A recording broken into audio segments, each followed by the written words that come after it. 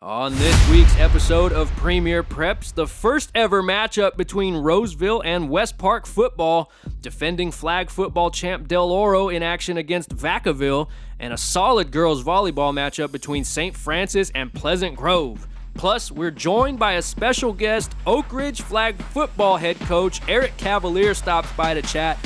You don't want to miss this week's Premier Preps.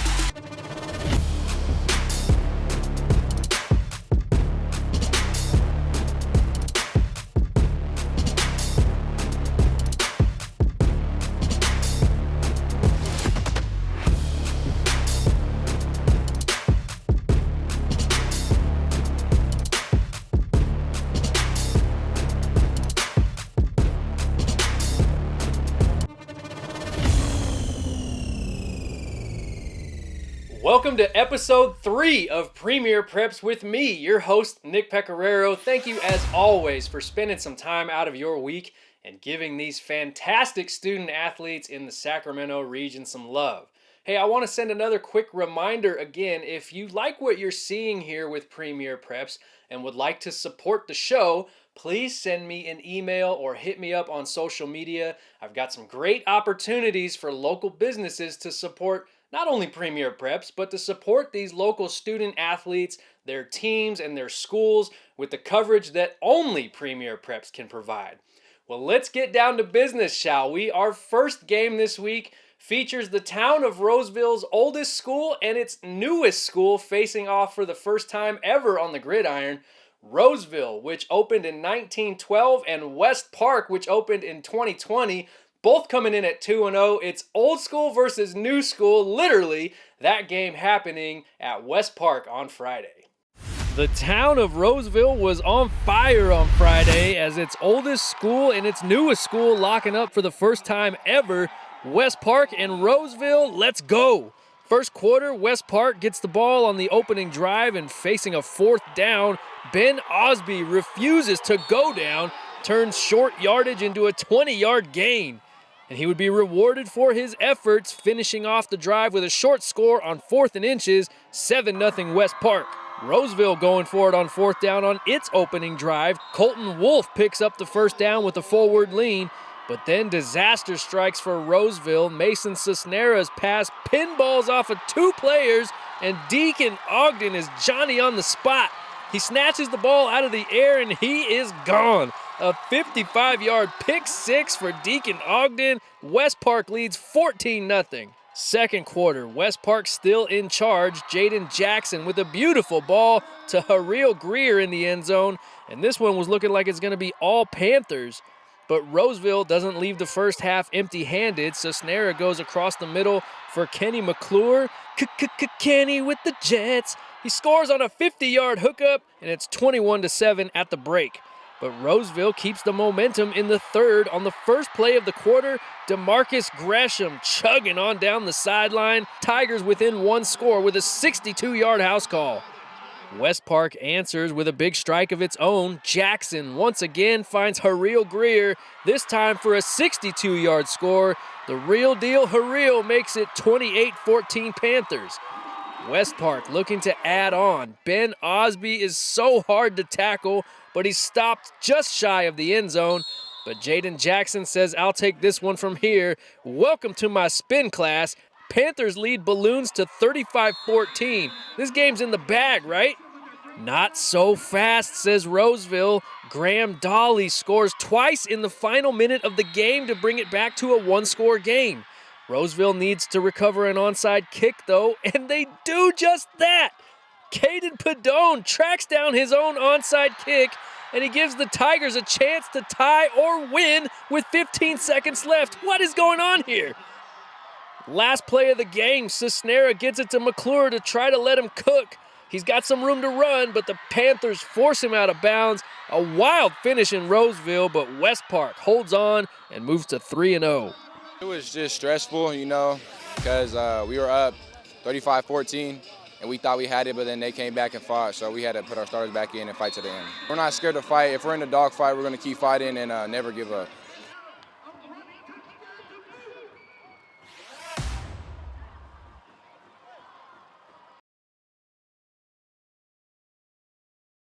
Time now for our Premier Preps Top 10 football rankings. So many teams knocking on the door of the bottom half of these rankings, but anything can happen from week to week, so here's what we got after 3 weeks of the season.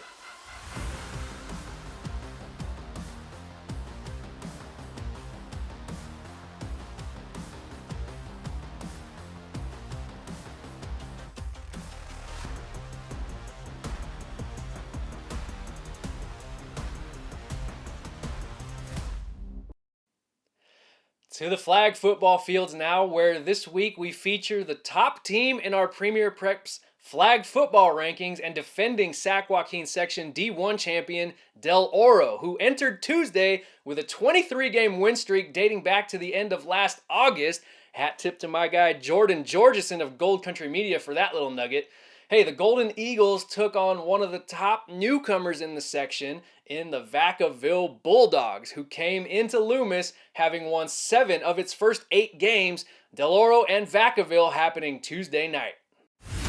The defending Sac-Joaquin Section champion Del Oro looking good early on with a 4-0 start to the season, but one of the top first-year programs in Vacaville coming in looking to rain on the Golden Eagles parade. We start with D.O.'s second possession.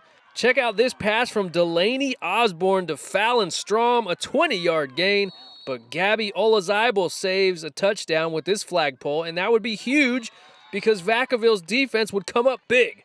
Katie Thomas on the hunt. That's a flag football sack for you, and on 4th down, the Bulldogs hold as Layla Aquino gets the stop, and Del Oro turns the ball over on downs. Vacaville takes over, but Del Oro's defense came to play on Tuesday. Juliana Balam off the tipped pass comes down with the INT, and the ball goes back to the Golden Eagles. On the ensuing drive, Delaney Dimes zips it to Sam Pitzer. A nice gain, but Vacaville again holds tough on 4th down. Osborne looking for Bellavon Seipler in the end zone, but Isabella Mason is there to make it a tough play. Ball back to the Bulldogs. Bella Salias looking across the middle, but that is where Peyton Hyde resides. And then Hyde goes seeking a pick 6, but the flag is pulled after a 25-yard return, and Del Oro is officially in business. After a 20-minute stalemate, the Golden Eagles get on the board first. Delaney Osborne to Chloe Champus for a 7-yard strike, 7-0 D.O. But the Golden Eagles weren't finished in the first half. 3 straight possessions with an interception. This time it's Avon Brower. She might have had a touchdown if not for the fumble, so it's a dead ball on the spot. But it's a good spot for D.O. Osborne this time hooking up with Bellavon Seipler to make it 13-0 Golden Eagles at the break. Del Oro gets the ball back to start the second half, and man, this Delaney Osborne to Chloe Champus connection was huge on this drive. They get across midfield right here, and then they finish the job with a 4-yard strike. Champus' second TD of the night, Osborne's third, and it's 20-0 D.O. Vacaville looking to get on the board, and they do just that. Bella Salias with a perfectly placed ball for Marley Wapple for a 23-yard score, but it's too little, too late. Del Oro wins 20-6 and moves to 5-0, looking every bit like a defending section champ. Delaney did a great job looking at each and every one of us and finding the open people on the field. I think she did a great job tonight. I think we just have to be really competitive and give it our all on the field every day. We're out to win it again. Section champions.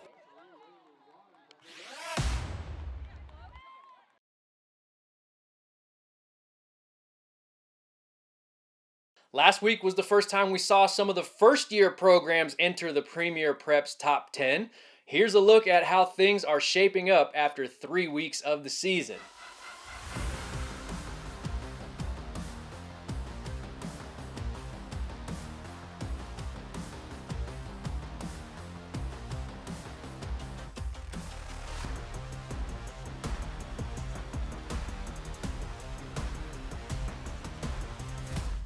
Can't get enough high school sports in Sacramento? Well, Premier Preps has got you covered like no one else. You want game highlights? We got you. You want local insight? We got you. You want inspirational feature stories? We've got you. How about exclusive interviews with prominent players and coaches in the area? We got you. Scores, updates, top plays, and much, much more every Sunday at 5 o'clock during the high school season on YouTube. We look back at the week that was and keep you updated on who's got next.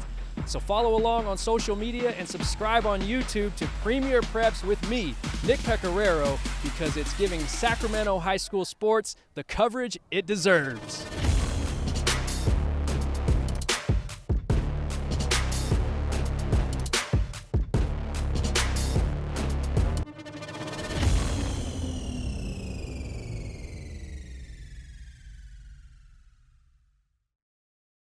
Hey, every so often we're lucky enough to be joined by a prominent player or coach from this great sports region, and my next guest is no exception.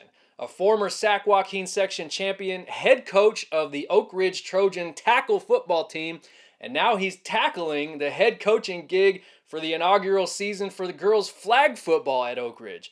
Eric Cavaliere was kind enough to join us to talk all things Oak Ridge on the gridiron and how the Lady Trojans are dealing with the learning curve of a brand new sport.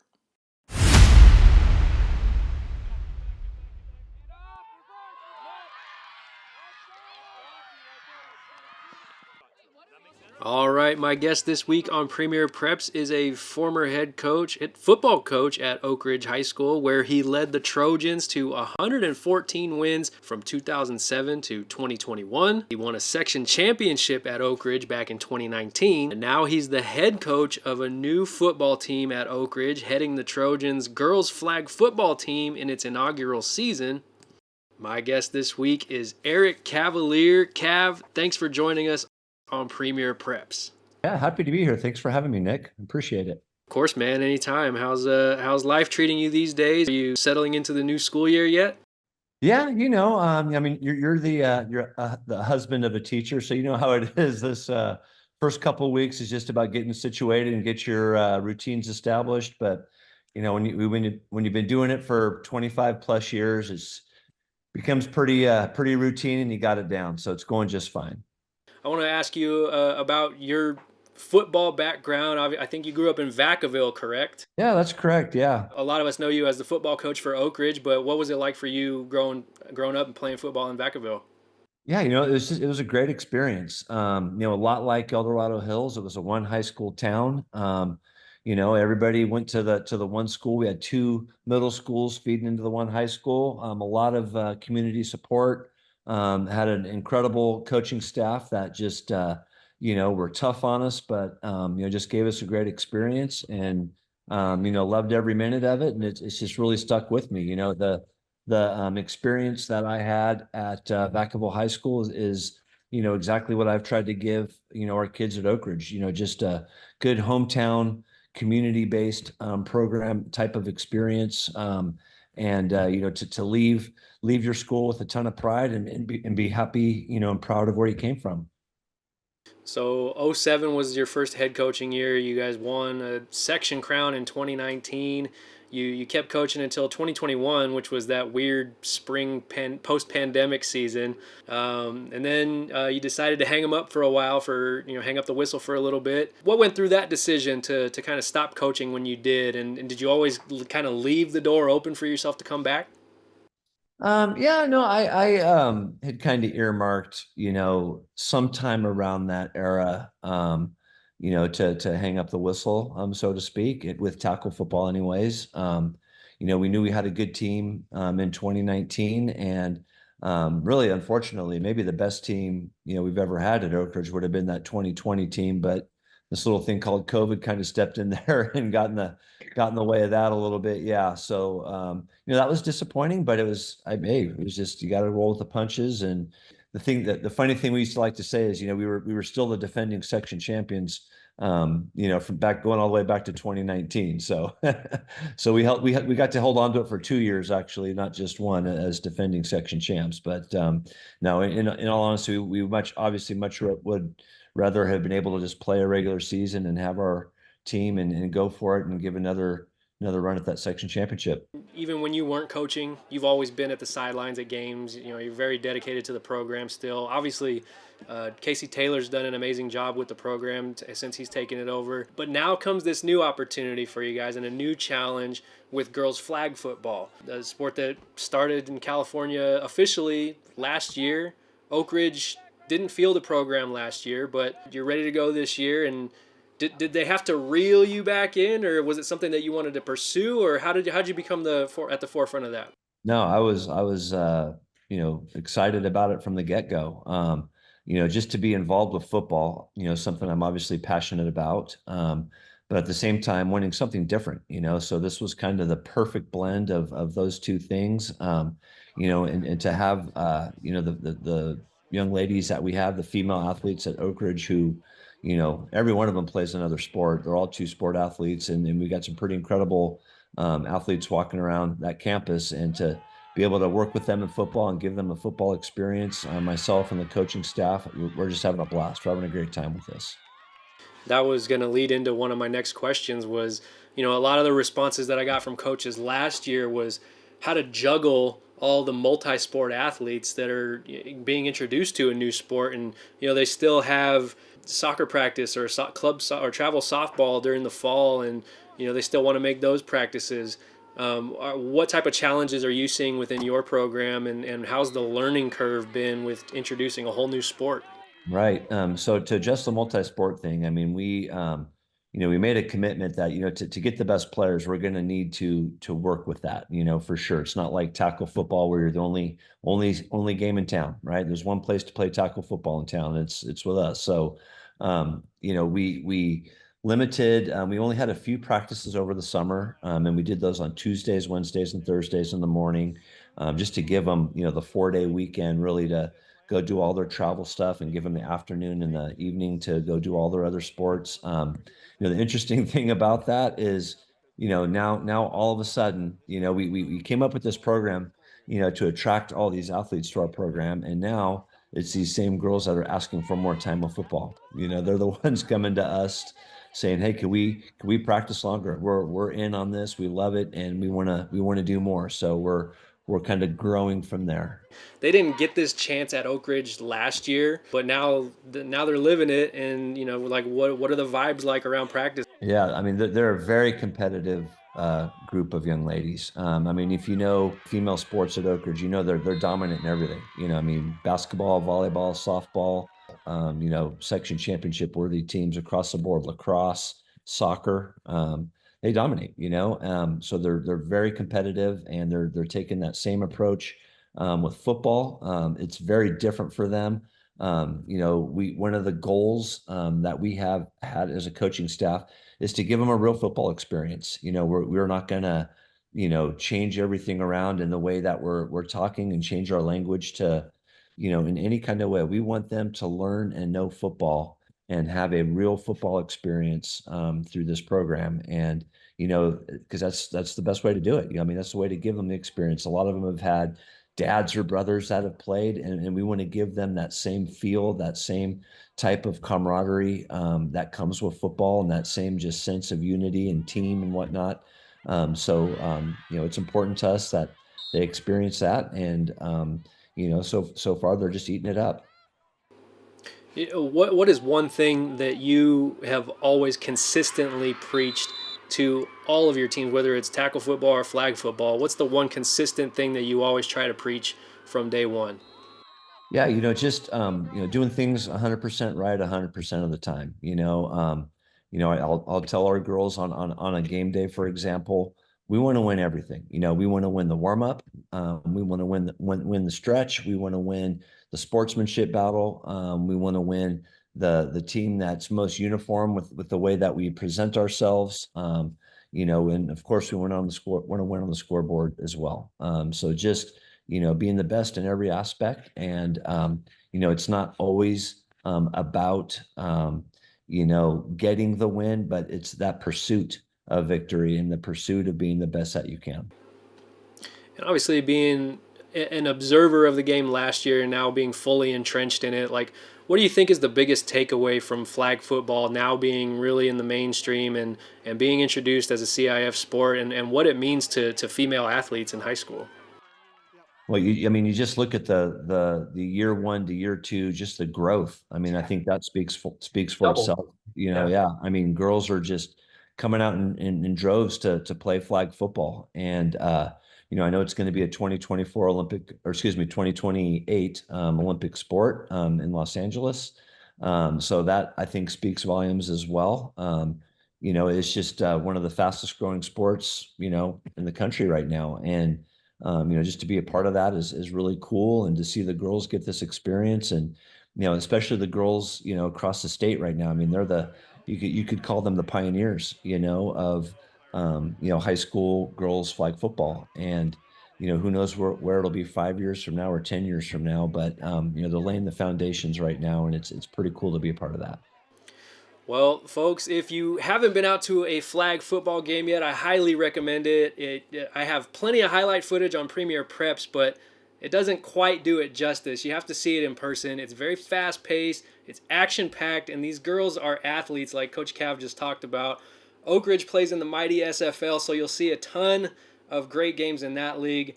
Cav, thanks for stepping back into such a big role at Oak Ridge and for this new program, and thanks for joining us on Premier Preps this week. Well, thank you, Nick, and it's great having you out at the games. We really appreciate your coverage. You're doing a great job. You've always taken good care of us at Oak Ridge. It's noted, and it's really appreciated. Thank you. I appreciate that, man. You guys are welcome back anytime. Hey, one of the cool new features on Premier Preps this year is taking a look at some of the top student sections in the area. So if you see me at a game heading your way with the Premier Preps camera, that is your cue to turn up and show me you've got what it takes to be the premier student section of the week. Even if I'm not at your game, tag me in a short clip on social media of your student section going wild, and we'll see if we can get you a spot on the show. So without further ado, here is this week's Premier Student Section.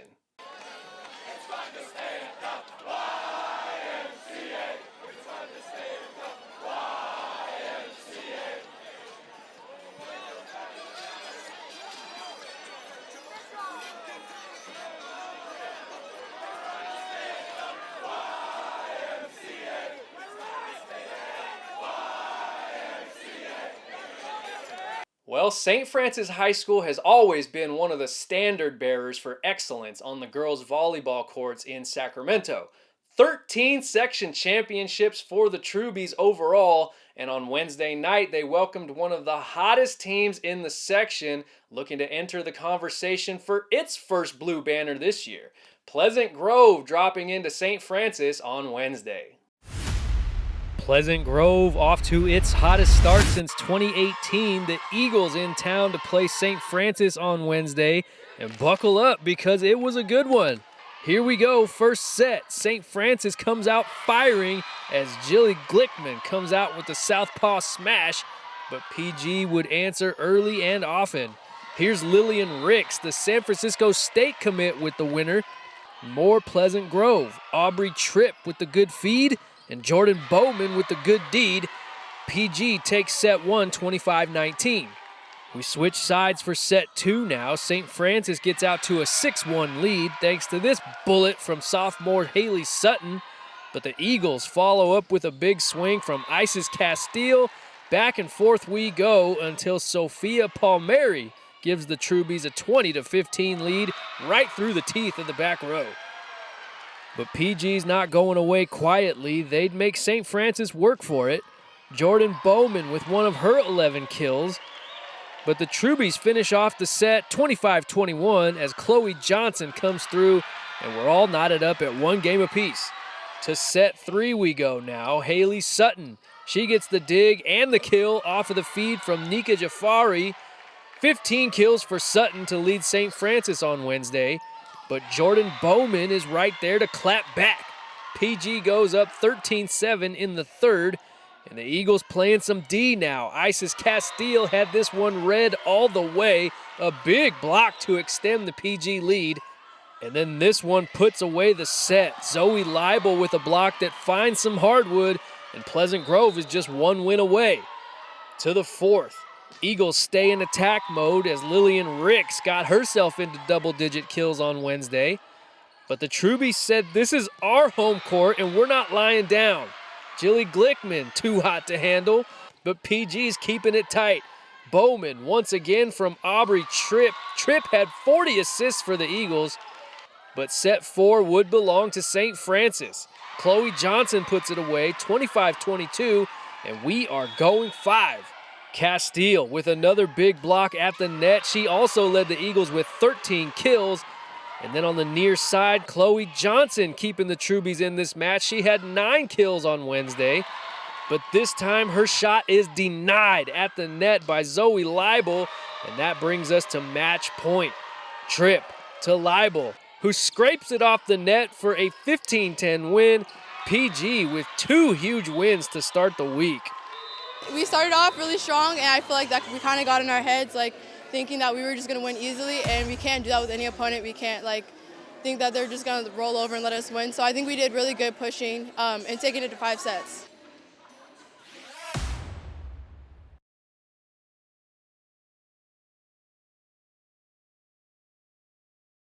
Let's check out our Premier Preps Girls Volleyball Top 10 rankings now. We try to drop our official Top 10 on social media every Monday, so please keep those scores and stat sheets up to date on Max Preps so we can keep up with all the teams on the rise throughout the Sac-Joaquin section.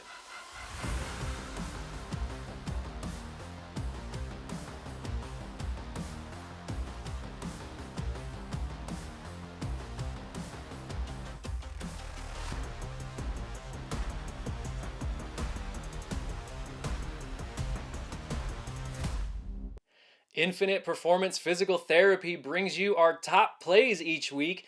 If you're an athlete who's dealing with an injury and are looking to rehab, or even if you're looking to prevent injury, or even if you're just a regular old Joe, make sure you look up Infinite Performance Physical Therapy. Dr. Janae Young will hook you up with some top-notch programs to get you on the right track.